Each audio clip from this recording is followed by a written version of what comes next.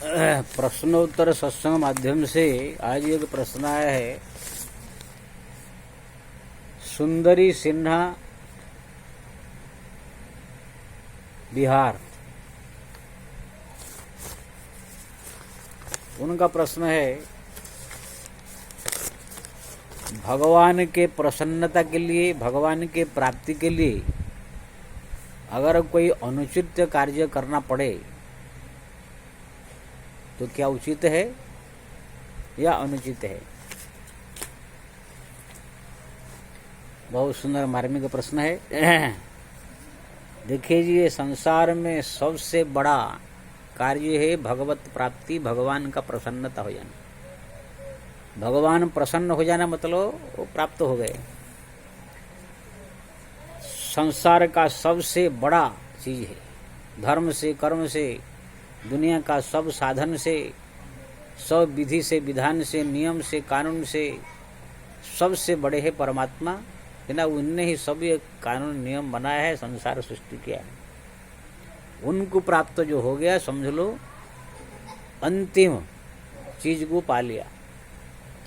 जितने भी नियम, कानून, धर्म, कर्म, विधि, विधान सब पालन किया जाता है, वो सब वो भगवान को प्राप्त करने के लिए। लेकिन अगर उसी भगवान के प्राप्ति में, भगवान की प्रसन्नता में कोई नियम, कानून, कोई धर्म, कर्म या कोई भी पूजा पाठ क्यों न हो, कोई भी अगर कार्य बाधक हो रहा है तो उसी को त्याग करके भगवान की प्रसन्नता के लिए, भगवत प्राप्ति के लिए आगे बढ़ना चाहिए। अब मैं यही से नहीं कह रहा हूं, भगवान ने स्वयं कहा, सर्वधर्मान परित्यज्य मामेकं शरणं व्रज। भगवान ने यही गीता का 18 अध्याय में लास्ट में कहा, हे अर्जुन, मेरे को प्राप्त करने के लिए, मेरे शरण में आने के लिए, मेरे होने के लिए, मेरे को पाने के लिए कोई भी अगर धर्म, सर्वधर्मान, कोई कुल धर्म हो, चाहे शारीरिक धर्म हो, चाहे मानसिक धर्म हो, चाहे कोई भी सामाजिक धर्म हो, किसी प्रकार की धर्म, कर्म, नियम, कानून कुछ भी अगर बाधक बनता है, सर्वधर्मान परित्यज्य मामेकं शरणं व्रज अहं त्वां सर्वपापेभ्यो मोक्षयिष्यामि मा शुचः। तो अर्जुन ने पूछा, प्रभु जब धर्म, कोई नियम, मर्यादा त्याग करे तो पाप लगेगा? भगवान कहते हैं कि सर्वधर्मां परित्यज्य मामेकं शरणं व्रज अहं त्वां सर्व पापेभ्यो मोक्षयिष्यामि। जो भी पाप लगेगा धर्म त्यागने के बाद, वो समस्त पाप को मैं समाप्त करके आपको मुक्त प्रदान करूंगा। यानी कि भगवान के प्राप्ति के लिए अगर जाते समय रास्ते में या जो साधना पथ में किसी प्रकार की अपने से अगर गलती हो रहा है, पाप हो रहा है, तो वो पाप को भगवान स्वयं नष्ट करेंगे। ठीक है ना? वो पाप जो है भगवत प्राप्ति के लिए हो रहा है। अब जितने भी भक्त संसार में हुए, सबने ऐसे किया है। जैसे प्रहलाद जो है भगवान का भजन किया तो उनका पिताजी उनका विरोध किए। अब पुत्र का कर्तव्य है पिताजी की सेवा करना, पिता का आज्ञा पालन करना, ये पुत्र धर्म है। लेकिन अगर पुत्र धर्म का पालन करेंगे, पिताजी की आज्ञा मानेंगे, तो भगवत प्राप्ति उनके खत्म हो जाएगा, नहीं कर सकते हैं। इसलिए पितृ को त्याग किया, पिता का वचन को त्याग करके जो है भगवान नारायण का आश्रय लिया, तो जाकर भक्त बने। विभीषण ने अपने बड़े भाई को पिता के समान मानते थे, बड़ा आदर देते थे, लेकिन भगवान के पथ में रावण बाधक बना, तब उनको त्याग करके भगवान के शरण में आए। गोपियों के, भगवान कृष्ण मिलन में गोपियों के पति लोग को विरोध बना, तो उनको त्याग करके जो भगवान कृष्ण के शरण में आए। भरत जी के राम भक्ति के पथ में जो है माँ कैकेयी बाधक बनी, तो माँ को त्याग किया। यानी कि तुलसीदास जी कहते हैं, तजिय तासु कोटि बैरि सम यद्यपि परम सनहि जाके प्रियन राम वहि देहि।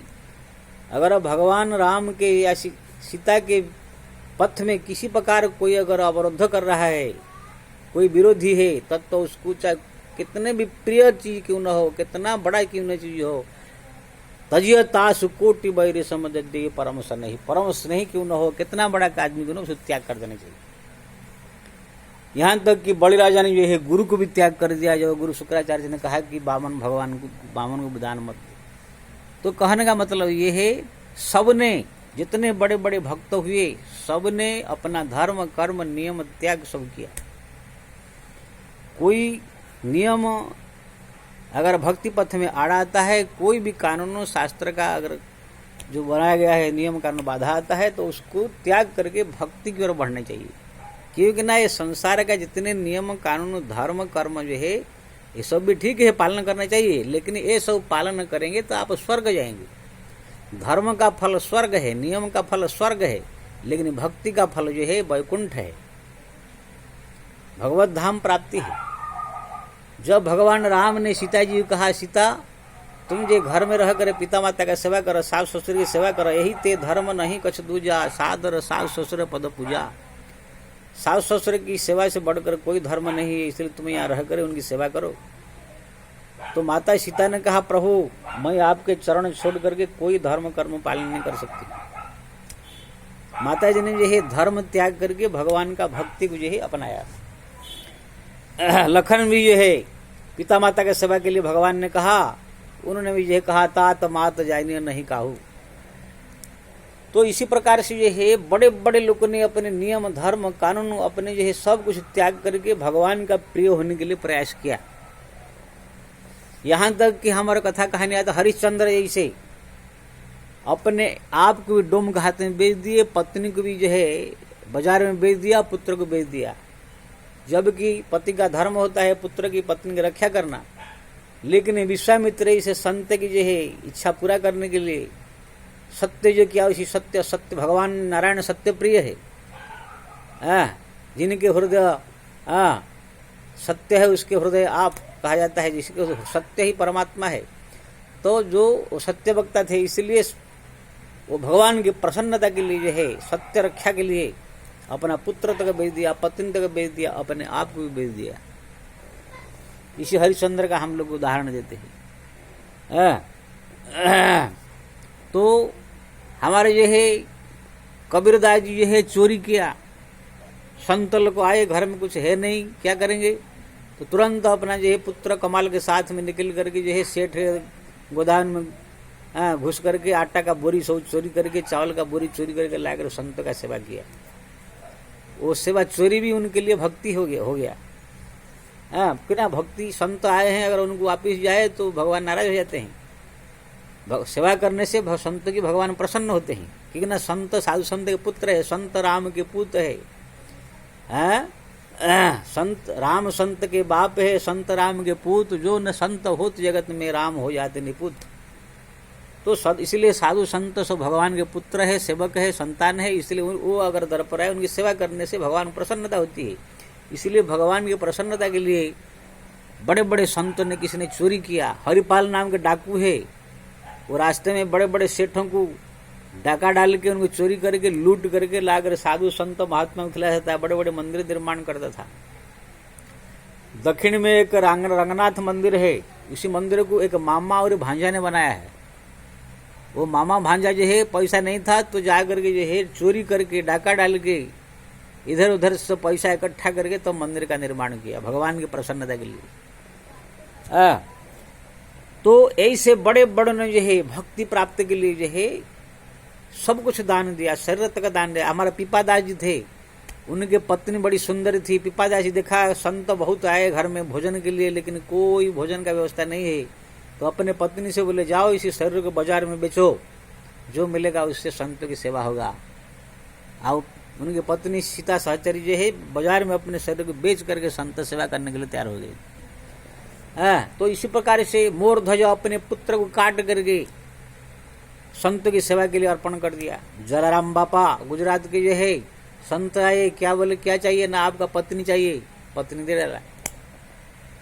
रघुराजा थे हमारा भगवान राम के वंश में, एक जो है संत को आया क्या चाहिए, ना आपके राज्य चाहिए, 1000 रानी चाहिए, 1000 रानी दिया, राज्य देगा, और चड्डी पहन करके अपना चल ली जंगल में। तो कहने का मतलब मीराबाई इतनी भक्ति नहीं है। जब वृंदावन से के संत आए, बोले कि तुम बड़ी सुंदर हो, तुम्हारे साथ में एक बार मैं शरीर संबंध रखना चाहता हूँ। मीरावली महाराज छोटी चीज के लिए इतना प्रार्थना कर रहे हैं, आप भगवान के प्रिय वृंदावन से आए हैं, उनके प्रिय भक्त है, आपके लिए तन मन सब हाजिरी है कहकर मीरा पूरा सलो श्रृंगार सज करके तैयार हो गई।